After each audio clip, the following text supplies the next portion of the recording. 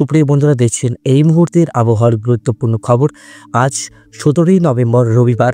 আপনারা দেখছেন খবর প্রতিদিন, সঙ্গে আমি শুভঙ্কর।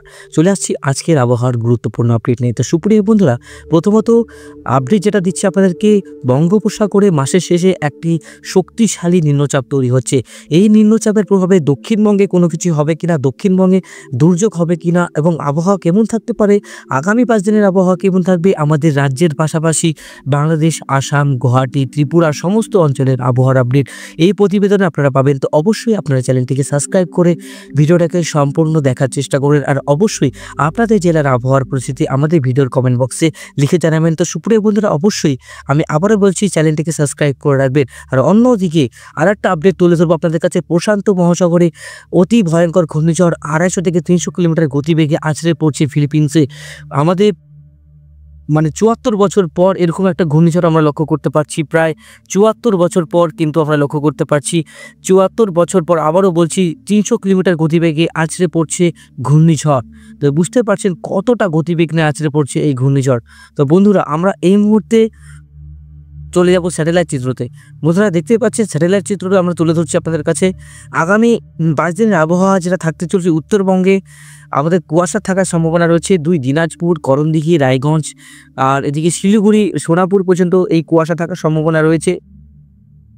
এই কুয়াশাটা সম্ভবত আপনারা এই দিল্লি থেকে শুরু করে উত্তরপ্রদেশ, ইউপি থেকে শুরু করে এদিকে আপনার দরভঙ্গা, ভারতনগর শুরু করে কিষানগঞ্জ, ইসলামপুর, পানাগড়, দেবীগঞ্জ, জলঢাকা, শীতলকুচি, দিনহাটা, কোচবিহার, লালমনিরহাট পর্যন্ত বিস্তৃত হবে। ঠাকুরগাঁও, দিনাজপুর, রংপুর পর্যন্ত কিন্তু এই কুয়াশা বিস্তৃত থাকবে। বন্ধুরা, বুঝতে পারছেন কতটা কুয়াশা এখন লক্ষ্য করতে পারছি আমরা। আপনারা যারা যারা উত্তর দিনাজপুর থেকে দেখছেন তারা কিন্তু বুঝতে পারবেন, তারা কিন্তু অবশ্যই কমেন্ট বক্সে জানাবেন যে কেমন কুয়াশা পাচ্ছে। সকাল ভোর থেকে কিন্তু দৃশ্যমানতার অনেকটাই কমে যাবে, প্রায় 0% দৃশ্যমানতা। বন্ধুরা, যতটাই দিন যাবে তত কিন্তু ঠান্ডার পরিমাণটা বাড়তে থাকবে, দৃশ্যমানতা কিন্তু কমতে থাকবে। আর সকালের দিকে সেটা অনেকটাই নিম্নমানের হয়ে যাবে। আপনার অনেকটাই কিন্তু দেখবেন 1 কিলোমিটারও কিন্তু দেখা যাবে না, এরকম কুয়াশা থাকছে নর্থ বেঙ্গলে। আস্তে আস্তে এটা দক্ষিণবঙ্গে মানে সাউথ বেঙ্গলও কিন্তু নেমে আসবে কুয়াশাটা, সেটা কিন্তু পরবর্তী আপডেট আমি আপনাদেরকে জানাবো। আর এদিকে দেখতে পাচ্ছেন চট্টগ্রাম দিকে আকাশ পরিষ্কার রয়েছে। আর এদিকে দেখুন ঘূর্ণিঝড় ফিলিপিন্সে যে প্রশান্ত মহাসাগরে অবস্থান করছে, সেটা ফিলিপিন্সে ল্যান্ডফল করবে। ক্যামেরন যে এই অঞ্চলটাতে উপর দিয়ে ক্যামেরন যে দ্বীপটা আছে, এই দ্বীপটা পুরো তছনছ করে চলে যাবে। বন্ধুরা, প্রায় 300 কিলোমিটার গতিবেগে আছড়ে পড়ছে এই ঘূর্ণিঝড়। আর ঘূর্ণিঝড়ের প্রভাবে অনেকটাই কিন্তু বিপর্যস্ত হবে ফিলিপিন্সের অধিকাংশ জেলায় এবং যে সিটিগুলো আছে, ট্যালেক সিটি, কোয়েজেন সিটি, লিপা সিটি, এইসব অঞ্চলে কিন্তু প্রবল ঘূর্ণিঝড়ের দাপট লক্ষ্য করা যাবে। আর এইসব ঘূর্ণিঝড় কিন্তু অনেকটাই ক্যাটাগরি 5-এর ঘূর্ণিঝড় বলা যাবে। 74 বছর পর এরকম আবার একটা শক্তিশালী ঘূর্ণিঝড় তৈরি হচ্ছে, প্রায় 300 কিলোমিটার গতিবেগে আছড়ে পড়ছে এই ঘূর্ণিঝড়। একসাথে 4-5টি ঘূর্ণিঝড় এভাবে তৈরি হচ্ছে। বন্ধুরা, বুঝতে পারছেন কতটা পরিবর্তন আসতে চলেছে, গ্লোবাল ওয়ার্মিং কতটা হচ্ছে, কতটা সামুদ্রিক জলের যে তাপমাত্রা সেটা বাড়ছে, এর প্রভাবেই কিন্তু ঘূর্ণিঝড় আসছে। বন্ধুরা, বারে বারে আবহাওয়াবিদরা যারা মনে করছেন সমুদ্রের জলের পরিমাণ যতটা গরম থাকবে ততটা কিন্তু ঘূর্ণিঝড় শক্তিশালী হবে, ততটাই শক্তি অর্জন করবে। বন্ধুরা, ঠিক এটা প্রশান্ত মহাসাগর থেকে আরব সাগর অনেকটা ডিস্টেন্স পড়ে যায়, কিন্তু এই ঘূর্ণিঝড় আমাদের বঙ্গোপসাগরে আরও শক্তিশালী হওয়ার সম্ভাবনা রয়েছে। বন্ধুরা, তো আমরা সর্বদাই সতর্ক থাকব। অবশ্যই আবহাওয়ার আপডেট আপনারা প্রতিনিয়ত দেখবেন, তথ্যটা তুলে ধরবো আপনাদের কাছে। সঠিক আপডেট এই চ্যানেলে আপনারা পাবেন। এদিকে এদিকে দক্ষিণ ভারতে কিন্তু লাগাতার বৃষ্টি চলবে। বেঙ্গালুরু, চেন্নাই, হায়দ্রাবাদ এই অঞ্চলগুলোতে কিন্তু ক্রমাগত বৃষ্টি চলবে। বন্ধুরা, এই বৃষ্টি কিন্তু আমাদের দক্ষিণ ভারতে এখন চলবে। দক্ষিণ ভারতে নিম্নচাপের প্রভাবে আবারও বৃষ্টিপাতের সম্ভাবনা থাকছে। তো নিম্নচাপ যেটা আমরা বলছি, যে নিম্নচাপের কথাটা প্রায় ধরতে গেলে আমরা নিম্নচাপ যেটা থাকছে, হাওয়ার যে গতিবেগ 60 থেকে 70 কিলোমিটার ঘন্টায় থাকবে। আস্তে আস্তে এটা ঘূর্ণিঝড় হওয়ার সম্ভাবনা রয়েছে।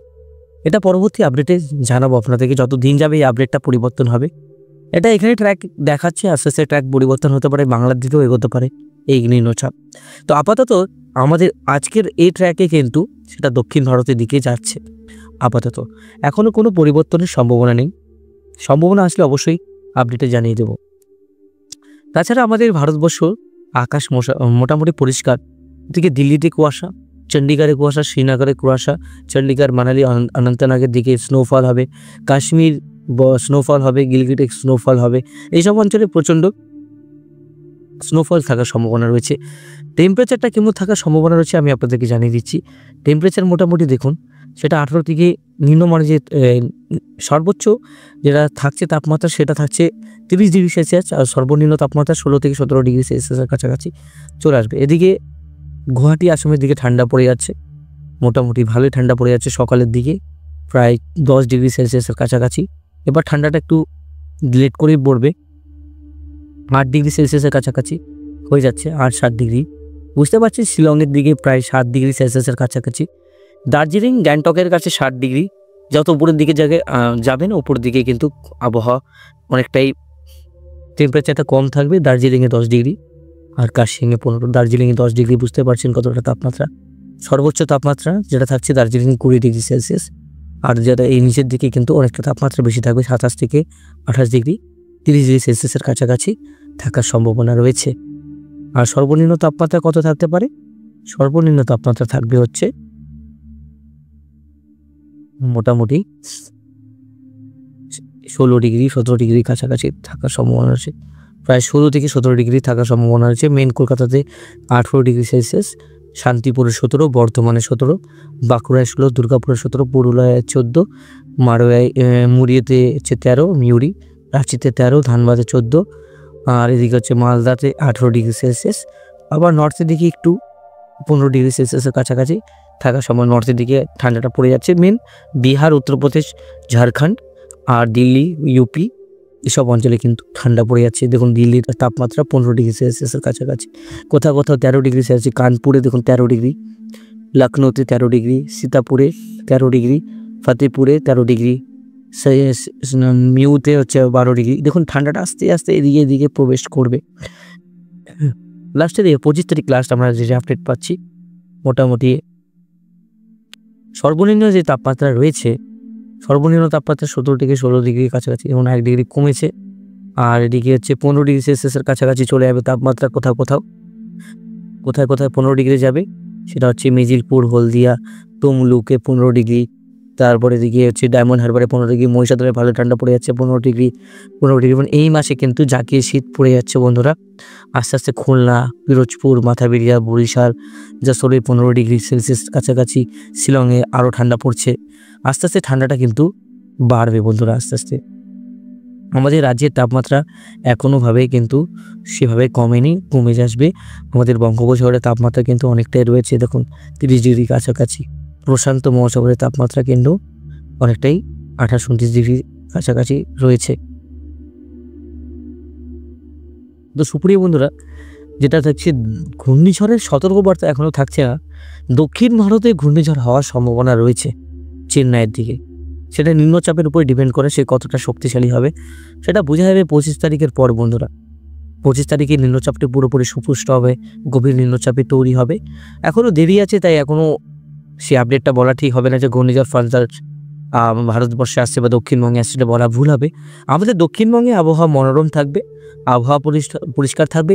উত্তরবঙ্গে থাকবে কুয়াশা, দক্ষিণবঙ্গে থাকবে হচ্ছে রোদ, দিনের বেলা রোদ, এবং বিকালের পর থেকে ঠান্ডার পরিস্থিতি তৈরি হবে। কুয়াশাটা দক্ষিণবঙ্গে আগামী 22 তারিখ থেকে পড়ার সম্ভাবনা রয়েছে। দক্ষিণবঙ্গে 22 তারিখ থেকে কুয়াশার সতর্কবার্তা থাকছে, এবং বাংলাদেশের রংপুর, ঢাকাতেও কিন্তু 22 তারিখ থেকে থাকার সম্ভাবনা রয়েছে। বাংলাদেশের তাপমাত্রা আর আমাদের পশ্চিমবঙ্গের তাপমাত্রা প্রায় সমান। আমাদের দুই দেশের যে জলবায়ু সেটাও কিন্তু সেম, কোনোটাই ডিফারেন্স নেই, কোনোটা আলাদা নয়। আর বাংলাদেশে বৃষ্টির পরিমাণটা আমাদের পশ্চিমবঙ্গ থেকে বেশি রয়েছে বন্ধুরা। তো আশা করি বুঝতে পারলে।